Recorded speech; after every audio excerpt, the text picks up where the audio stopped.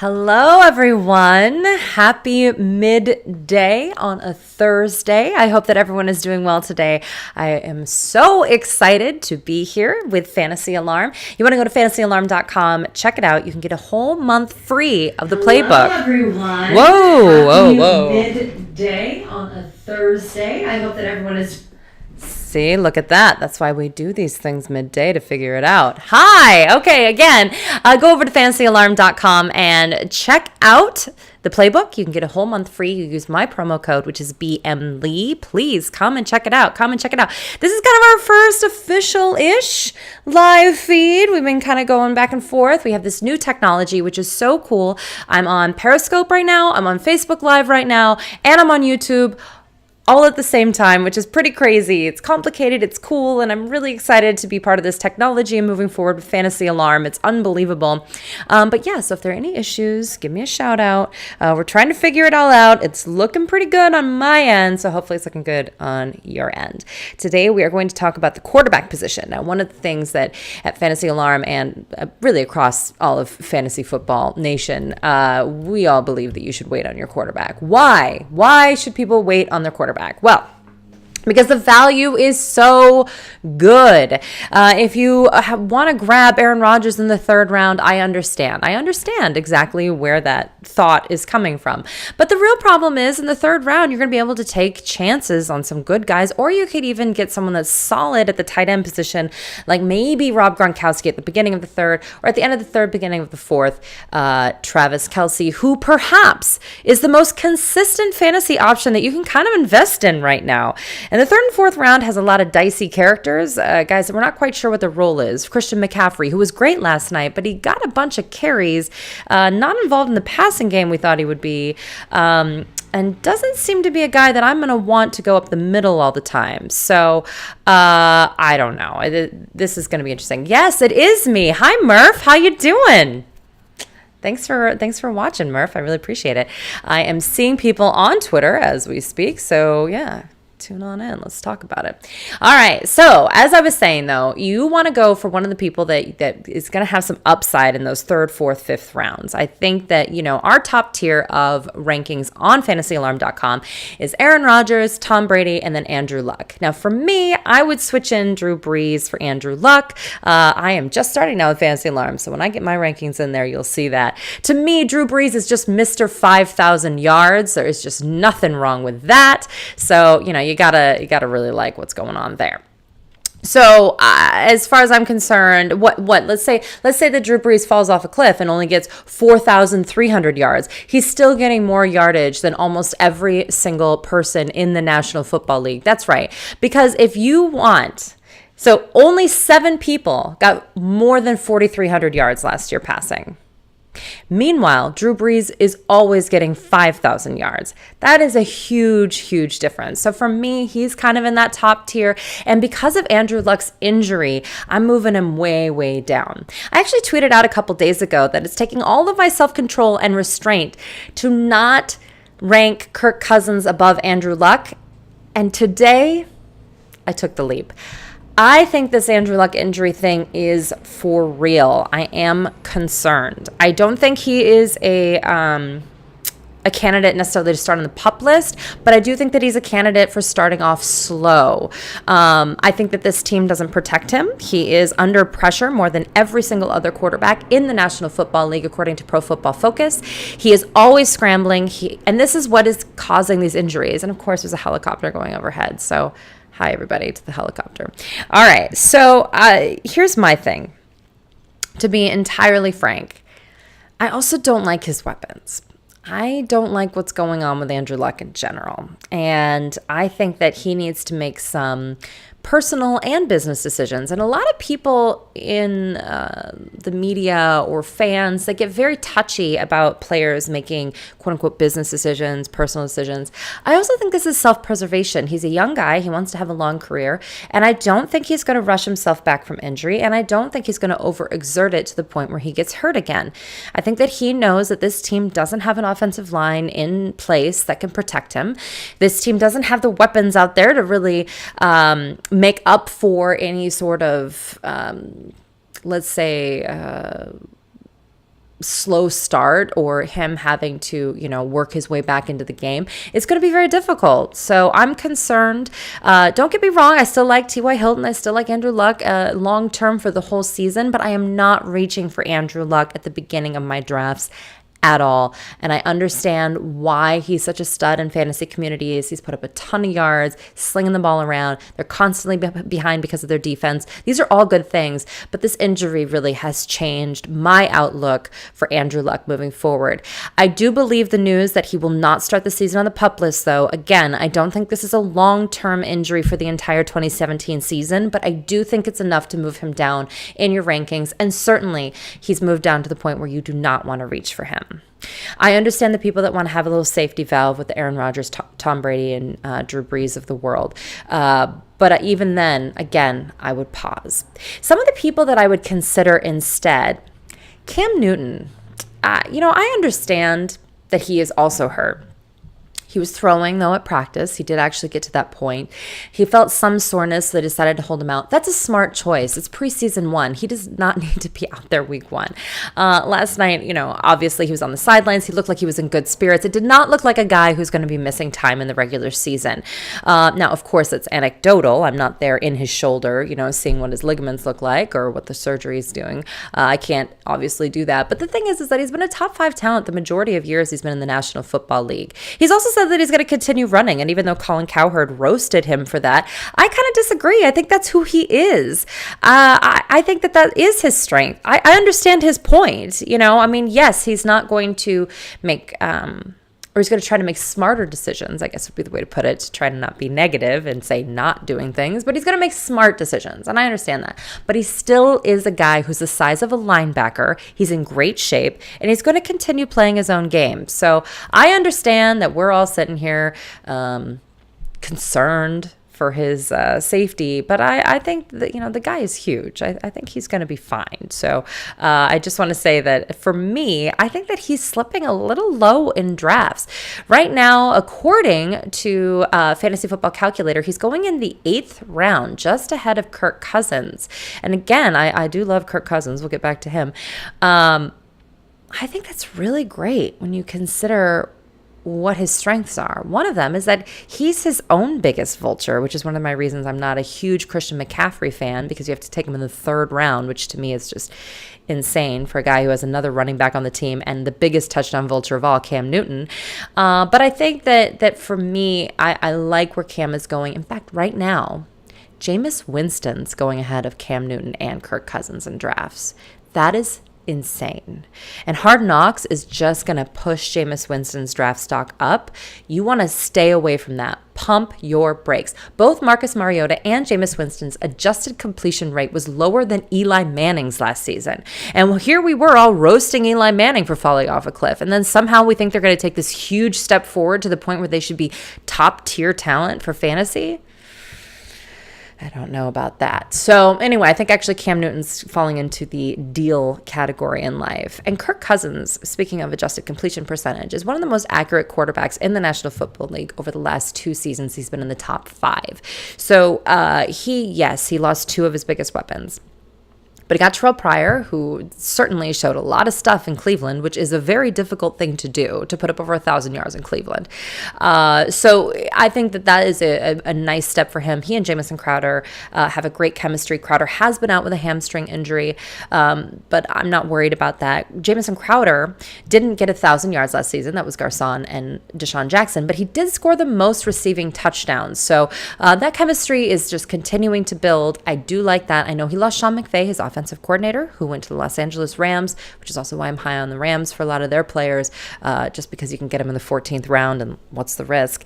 But yeah, so I still think that Kirk Cousins is being a little undervalued compared to what I think his actual skill set is. I think that he is the one that's actually propelling a lot of that production. And so I don't think it's going to dip in the way that a lot of other people do. The running back situation, I actually think is better than what people think. Supposedly Fat Rob came back, dropped some weight, which he was never fat to begin with, and he may actually be the guy, and they might be actually happy about it. Can you believe that? Could you believe if Washington had a decent running game or someone that they enjoyed having at running back? I'd be pretty impressed.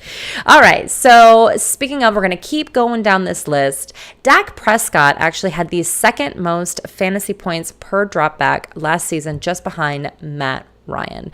Now, Dak Prescott did not throw for a lot of yardage, and he did a lot of running, and he was a rookie, but I think that he's going to be fine this year. In fact, I think that he's going to develop more of a chemistry with Dak Prescott. Supposedly, he's had a great offseason with Terrence Williams, which is very interesting considering Terrence Williams barely even has an ADP.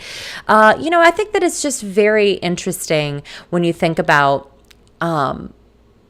who we decide is going to have a sophomore slump and who we don't. I'm intrigued by the fact that no one seems to have any doubts about Ezekiel Elliott going forward, even though the offensive line, had some changes. And people feel pretty good about Dez. But then with Dak, they're like, well, it could be a sophomore slump. I'm not quite sure. Dak Prescott's going in the 10th round. If you can get that kind of production in a double-digit round, this is exactly why you don't go early on quarterbacks. All right. And so, we got Murph still here. Fellow fantasy. Oh, hello. One of my favorite people. Oh, Murph, you're so sweet. Thank you so much. Edward, thank you for the shout out. Thanks for the saying, hey, we got this preview going on. I appreciate it. All right. And one of the other things that I find intriguing about this year and what's going on at the quarterback position and what's going on in correlation to the other rankings is that everyone's very high on Antonio Brown because he's the best. Le'Veon Bell, he's also the best. And by the best, there can be more than one best. And then they also think that Martavis Bryant has top 10 wide receiver potential. I'm not one of those people, but there are a lot of people who see only upside with Martavis Bryant, and I think that's awesome. That's great, and that's why Martavis Bryant's ADP is in the 4th round, and that's why he won't be on any of my teams, which is unfortunate because I actually really like Martavis Bryant, but the 4th round is way too rich for my blood because he's the 3rd option on his own team. But here's what's so intriguing. Right now, Ben Roethlisberger overall has an ADP that would put him at the quarterback 12 in the league. That doesn't make any sense. If he's somehow going to have a top 10 tier talent, 2 wide receivers and a running back all in the top 10, how is he outside of the top 10 at the quarterback position? So here's the deal. I'm not one of those people that thinks he's going to have 3 of those people. But if you are, then you need to find Ben Roethlisberger in those double-digit rounds and get value. Obviously, he's being underdrafted if those things are going to come to fruition. If you genuinely believe that Antonio Brown and Martavis Bryant and Le'Veon Bell are all going to be top 10 talents at their position for fantasy, then so is Ben Roethlisberger. Because it's not Landry Jones, which is his backup. And to be honest with you, I am personally concerned about Ben Roethlisberger's health for an entire season. I am personally concerned about his home and away splits, which were the worst in the National Football League last season. I am personally concerned about a guy who continues to talk about retirement. And I know that everyone says it's just about the drama and this is what he does with injuries. I think he genuinely is close. And I don't have a problem with that. I have no problem with that. But I do think that it creates a fantasy conundrum. You can't have all these things at once and not have Ben Roethlisberger do well. So if you believe that all this is going to happen, which is entirely fine, we all look at data in our own way, I'm all about it, then Ben Roethlisberger may be the best bargain right now at the quarterback position. This is all about how you perceive the Steelers moving forward, and if you genuinely believe that this is going to be a historic year for that offense. And by the way, it could happen. I personally would like to see it in the preseason, but there you go. I am very excited as well for Andy Dalton.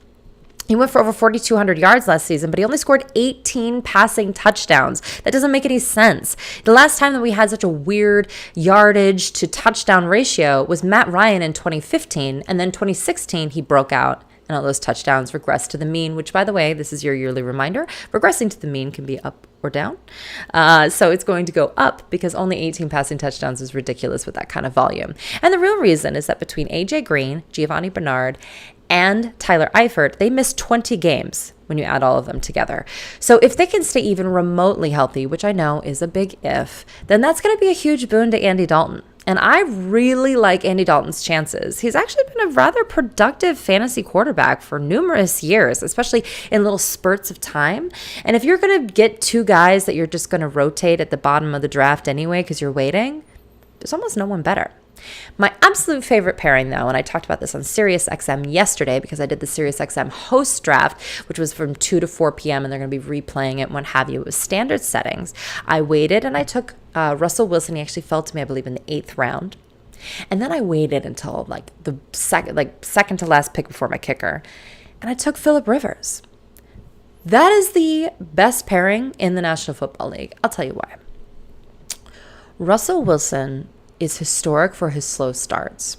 People take him, they're excited, and the first few games, rough. Then he hits this unbelievable pace where he's incredibly accurate and he's healthier, and everything just starts clicking towards the end of the season for Russell Wilson. This has been for 3 years running. The beginning half, a little dicey. Second half, killer. Doug Baldwin comes alive. Everybody comes alive on that offense for the second half of the season, and then they always get into the playoffs and they always make a push. So that is who the Seahawks are. If 3 seasons in a row, to me, is an identity.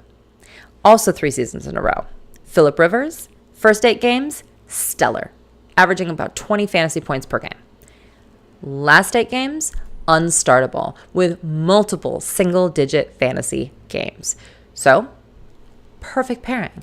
I'm going to play Phillip Rivers for the first 8 games. Something bad will happen. I'm sorry, Chargers fans. This continues to happen to them. It's, again, 3 years in a row this has happened. Then I'm going to switch over to Russell Wilson, and I'm going to take him into my playoffs. I've actually won numerous championships with this over the last 3 seasons. So that's your little hot tip for your quarterback pairings that you can rotate instead of actually doing the streaming. Here's my thing about streaming. I don't love streaming quarterbacks because so many people do it. And if you don't get the perfect one for that week and you're stuck between 2 subpar quarterbacks going up against good defenses because everyone else has been streaming and doing things, that's going to be rough for you. So you need to know your league and certainly know your league settings. Always know your league settings. But every league is a little bit different. And if this is your 4th year playing with, you know who has multiple quarterbacks or who's going to be available in week 5 and how you can make this work. And if everyone else is streaming too. If everyone else is streaming and you're streaming, then you're all going after the same guy.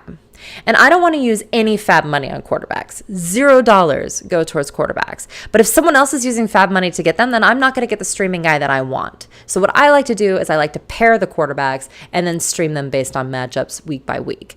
Once in a blue moon, they're going to have a week where one's playing Denver and one's playing Seattle. And I'm like, I don't want to start either of these guys. But most of all, for the most part, it's fine. You're fine. You don't need to, those 2 guys can be your guys through the whole thing. The only time this does not work is if you have a short bench because you want to have as many wide receivers and running backs as humanly possible. And if you happen to land on 2 great tight ends, good. I think it's hard to even say there are 2 great tight ends, maybe even in the league right now, but certainly, or at least in terms of fantasy football consistency, I should say. But certainly, that's what you want to use the majority of your bench for. But if you have a larger bench, to me, streaming between the 2 guys that are in the middle there is really the way to go. Again, Russell Wilson and Phillip Rivers is a really good pairing. I really like Kirk Cousins with either a Marcus Mariota or Jameis Winston. Now, those 2 guys are getting hyped big time. So the kind of their ADPs are right around there. A lot of times I'll take like a back-to-back quarterbacks in like this 8th and 9th rounds, or 9th and 10th rounds, 10th and 11th rounds, and just, get the best options right there, bang, bang, and then go back and forth throughout the season. So make sure to go and look. Again, I don't really usually draft off of bye weeks, but certainly if you're streaming quarterbacks, you want to make sure they don't have the same bye week. I have done that, unfortunately. There was a league where I got Drew Brees, by the way, the league had 6 points for passing touchdowns, and I got Drew Brees in like the 5th or 6th round, and that was crazy. I don't think people read the settings.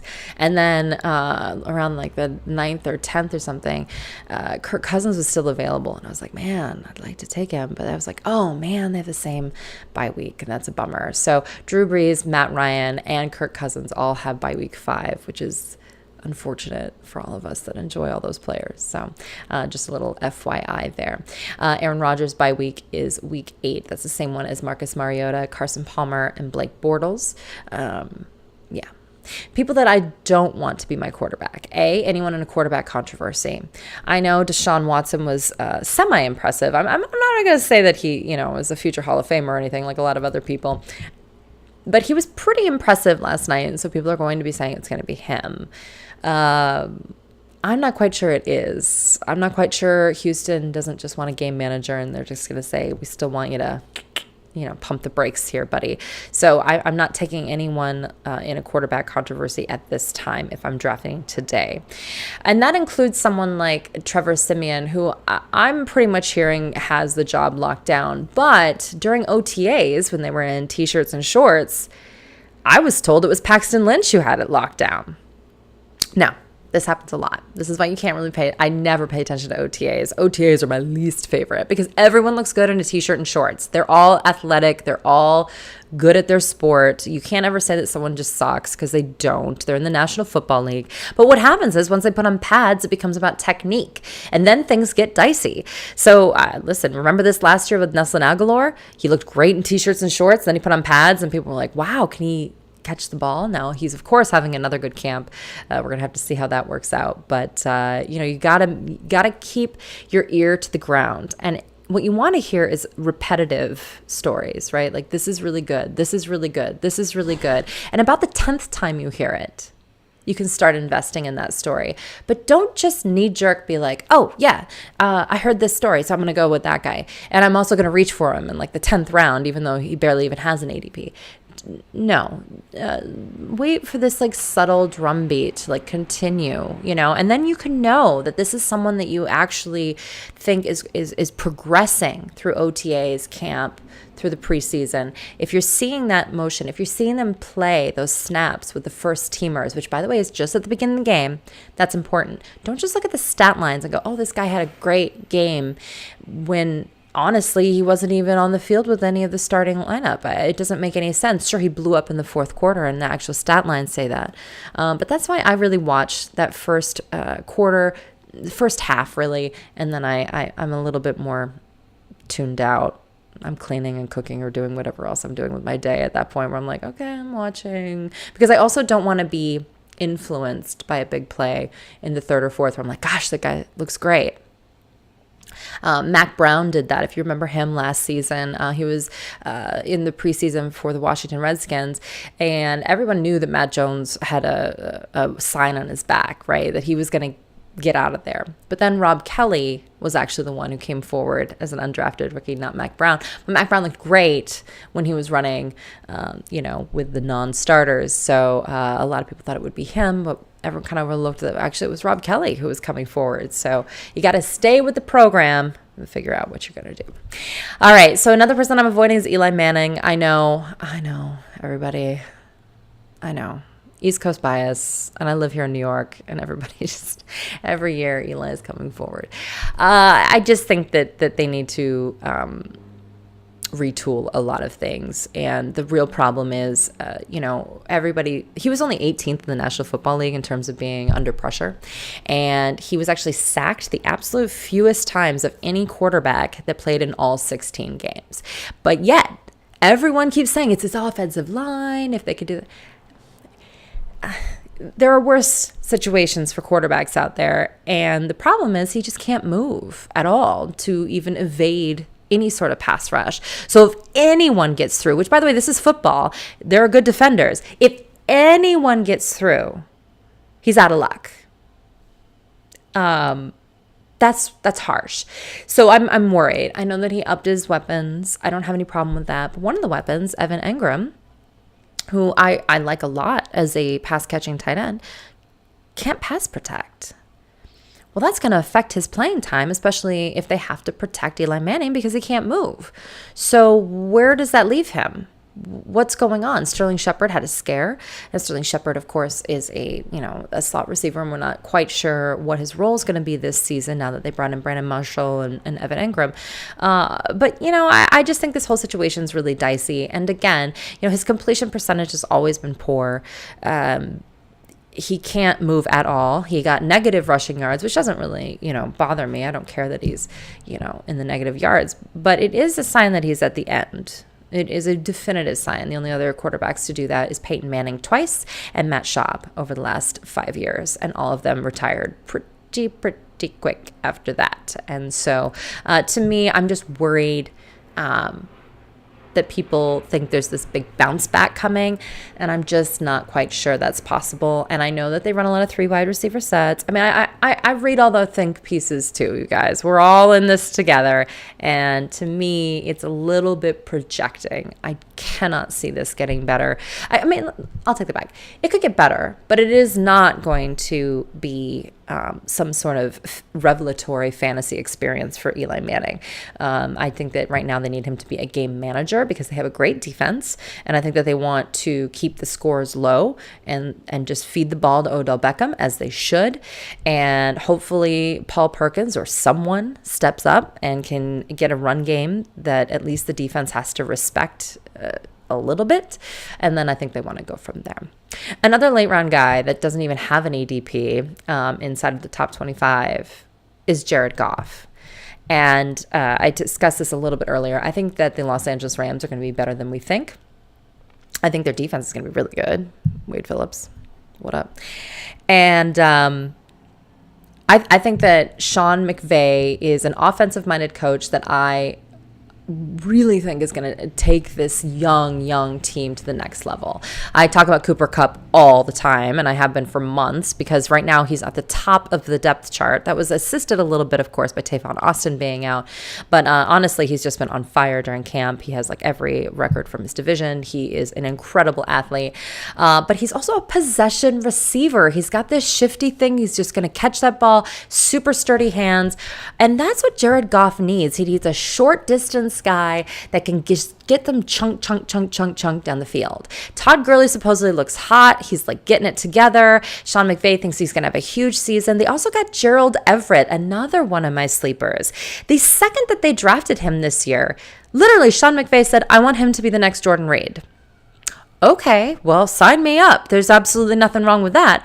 So I think that this is actually going to end up being a really good system for a young quarterback. And McVay kind of does, it's not quite a spread offense, but it's a little more gadgety, and it's a little bit more in Goff's wheelhouse. Goff had never taken a ball under center until he got to the National Football League. So he's going to be doing a lot more out of shotgun. They're going to, be changing it up, really kind of adhering, making this offense a little bit more Jared Goff friendly. Now, again, you obviously do not need to take him at any serious point in your draft. But if you're in the 14th round, or if you're in a 2 quarterback league and you're getting your second quarterback and you're waiting just a little bit, he's perfect. He doesn't have competition. He's definitely the starter. He got an offensive-minded coach. He has a lot of new weapons. The guy has a lot of upside. And he's young, and he seems healthy. There are no real downsides when you're taking someone that late in the draft. So, all right. Well, this was really fun. Oh, look. I don't like Watson and redraft at all. Mike. Hi, Mike. Sorry, I'm getting all the Facebook stuff now. This is awesome. Yeah, I don't either. And I think that what happens with these preseason games is that people get really excited and they start doing crazy things. It's the same thing with Hard Knocks. This is why I don't want Jameis Winston, because he's going to be overdrafted like crazy. And I cannot sign up for that. So I'm with you. I think Deshaun Watson in a dynasty format is great. I think that he is the future for Houston. I like Houston as a team in terms of their building with the defense. I like Hopkins. I don't know about their running back situation.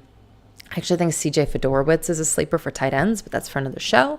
But yeah, I'm with you. It's too much. Eli is a sitting duck. Yeah, I mean, he just sits there. Exactly, Rob. He just sits there.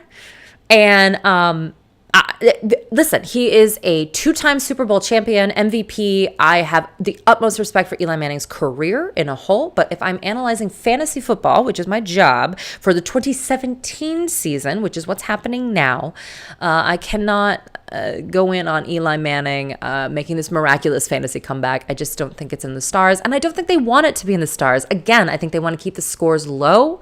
I think they want to feed Odell. They want to keep him honest on the run, and then they're going to try to work in Evan Engram, but they're going to have to work on that pass protection because, again, Eli's just standing there, so they got to deal with that. Orleans Darkwa. Oh, the Darkwa Duck. Yeah, I don't know about that. Cup is great in PPR. I think Cup is great in general. I think, and certainly in PPR. The short yardage, again, if you have a young quarterback who's trying to understand an offense and to really kind of embrace his leadership role, a possession guy is just what you have to have. And to me, that's Cooper Kupp. Although, again, I think Gerald Everett's going to get in on that game as well. Now, I'm not able to see the Periscope comments. I'm sure that they were awesome.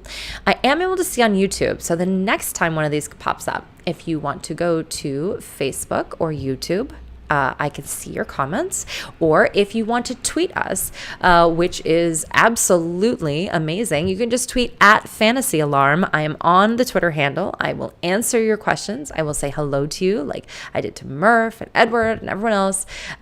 So please do. That would be great.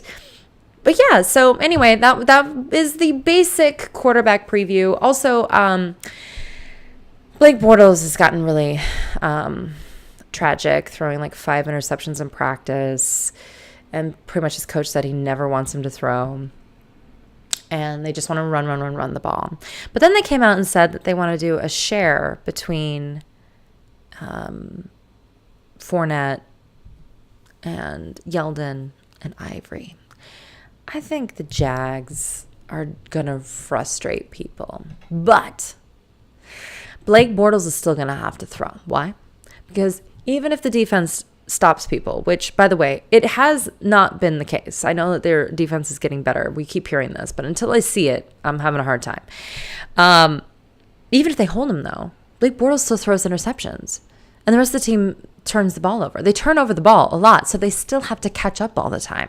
I still think he's going to have to throw. I know what they're saying. I know what's going on.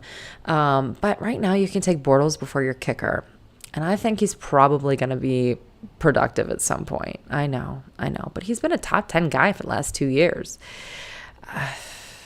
I hate to say that, but I think that now his ADP is just so grossly low. They're not going to go to Henne, and they're not going to, there's nothing else that they're going to do here. They're going to stick with Bortles for as long as humanly possible. And especially if you're in a 2-quarterback league, he may be the cheapest quarterback that you can get that is going to be the starter. And I am not on the Jay Cutler train. I just thought I'd put, since he was a big news item over the last week, I'm worried about him playing in all 16 games. I'm worried that he's out of shape, because here's the deal. I mean, yeah, he's a quarterback and it doesn't really matter. And he still has that great arm where he makes like 3 great passes a year and everybody's like, see, he still got it. But he's going to get hit. And that's part of the thing too. Getting in football shape is also about getting hit. I don't know, man. I think that's dicey. I guess we'll see. We'll see what happens with Adam Gase and Jay Cutler. But as of right now, I'm personally not there. In fact, instead, I would do more of like a Sam Bradford or Joe Flacco. They're not exciting. I understand that, but I just think they're going to actually have more productive games over the season, which is, embarrassing to say. But I think so. I like Adam Thielen in Minnesota, along with Stephon Diggs and Kyle Rudolph. I actually think they have pretty decent weapons. No one's talking about Minnesota, but I think that if you want like a quarterback in 2-quarterback leagues that's just going to be consistent and have a really high floor every week, that's Sam Bradford. We all know he has about one of the lowest ceilings of all time. I mean, it's really hard for him to have a big game, but he will never have a totally tragic game, and that actually is quite productive. And the same thing for Joe Flacco. Him being hurt, his ADP is way down, and again, a lot of people are in competitions right now or have some young guy breathing down their neck. So I think that those guys at the end of the drafts have value, especially if you're in a league where everyone takes a backup quarterback. We all play in leagues like that, right? Everyone says, don't take a backup quarterback. But man, I have some home leagues where everyone does. Some people take 2 backup quarterbacks. So if I don't grab one, there are no options for me. So that's someone to target. And then also if you're in a super flex or a 2-quarterback league, obviously those guys have value. Oh, Mike, you're awesome. Thank you. Oh, well, thank you. You're awesome. All right, cool. Okay, well, I think this was a productive live feed, everybody. I appreciate it.